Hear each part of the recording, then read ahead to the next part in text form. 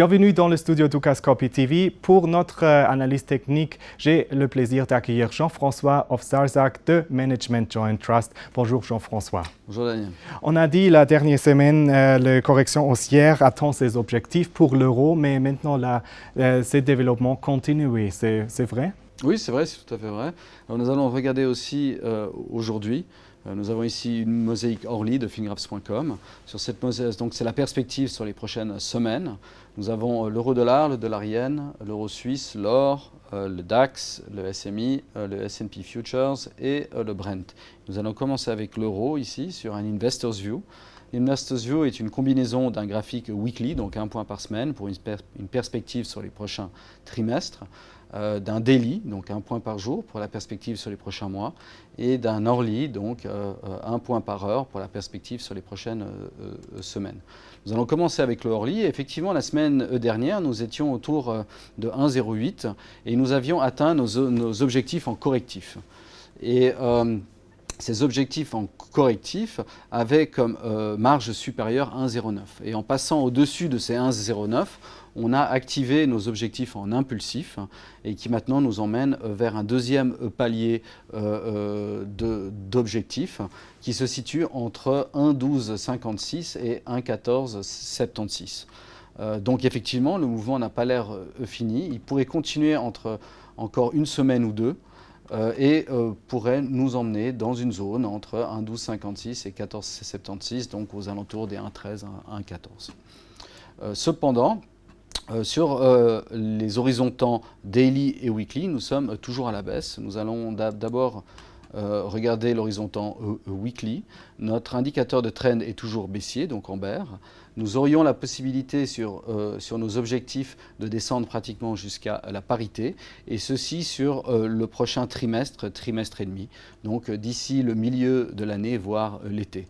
Notre indice de risque est certes en exagération, mais il ne s'est pas encore retourné à la hausse, ce qui serait assez habituel d'un bottom intermédiaire. Donc nous pensons que nous avons eu un bottom intermédiaire, une réaction, et que l'euro pourrait ensuite repartir à la baisse. Sur le daily, une analyse similaire, on est toujours baissier avec des objectifs de prix entre 1,04 et 98 en impulsif 2, donc nos objectifs les plus agressifs. Et le mouvement de hausse que nous voyons maintenant depuis mi-mars n'a pour l'instant pas réussi à tourner la tendance.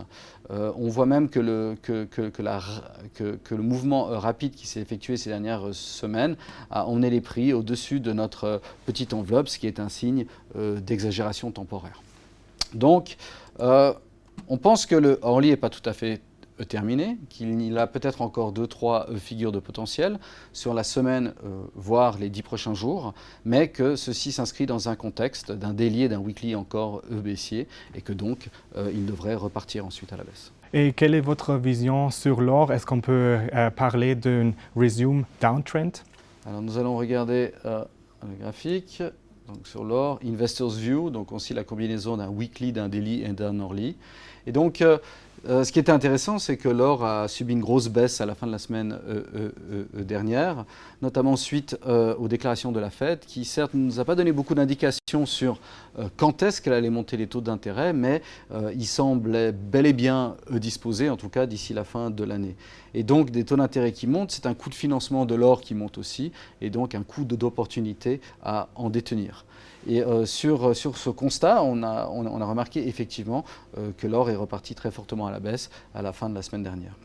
Pour l'instant, si l'on regarde la situation sur ce Investors View, donc une combinaison d'un weekly, donc graphique avec une perspective sur les prochains trimestres, daily perspective sur les prochains mois, ou le hourly sur les prochaines semaines, on a des tendances qui sont en bear sur les 3 horizons temps, donc un potential continuous downtrend. Si l'on regarde ici le weekly, on pense que nos objectifs pourraient nous emmener entre 1215, on y est déjà, et 1010, donc une moyenne environ aux alentours des 1100. Ce seraient nos objectifs, et ceci sur les prochains 2 à 3 trimestres. Sur le daily, nous sommes aussi toujours baissiers. Les targets, les objectifs de prix nous emmènent entre 1150 et 1080, donc autour de 1120. Et ceci pourrait se matérialiser sur les prochaines 2 à 3 semaines. Enfin, sur le Orly, nous sommes effectivement dans ce qu'on pourrait appeler un resume downtrend, donc un redémarrage de la tendance à la baisse, et un premier palier pourrait être envisagé autour de 1142 et 1160, ceci sur la prochaine semaine, voire les 10 prochains jours.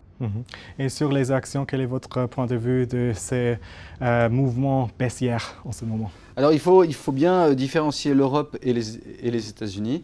Les États-Unis, finalement, le discours de la Fed nous dit que même si les chiffres du GDP préliminaires du GDP américain au premier trimestre étaient mauvais, elle considère que la situation est transitoire et que les datas devraient s'améliorer. Ça sera intéressant d'ailleurs de regarder les chiffres de l'emploi américain ce vendredi pour confirmer peut-être une embellie des datas macroéconomiques qui n'ont pas été extraordinaires ces dernières semaines. Et donc, on a certes la semaine dernière amorcé une correction baissière qui a plus ou moins atteint ses objectifs avant de repartir à la hausse. Et ceci s'inscrit dans un contexte où le daily est encore haussier pour nous emmener jusqu'à 2168 sur les prochains mois, et dans un contexte où le weekly est encore fort et pourrait nous emmener sur les prochains trimestres entre 2200 et 2400. Maintenant, en Europe, la situation est effectivement assez différente. L'Europe a beaucoup profité du fait que le dollar était très fort et l'euro, à l'inverse, très faible. Et la chute ou le mouvement contre la tendance de l'euro ces dernières semaines a eu un effet assez flagrant sur les marchés européens. Et donc, si l'on regarde le DAX, on a effectivement une correction assez forte depuis que le dollar s'est retourné à la baisse. Ce mouvement n'a pas l'air tout à fait terminé. On a atteint le haut de ses objectifs, mais en termes de temps, il semble devoir y avoir encore du travail. Il pourrait nous emmener dans le pire des cas autour de 1120.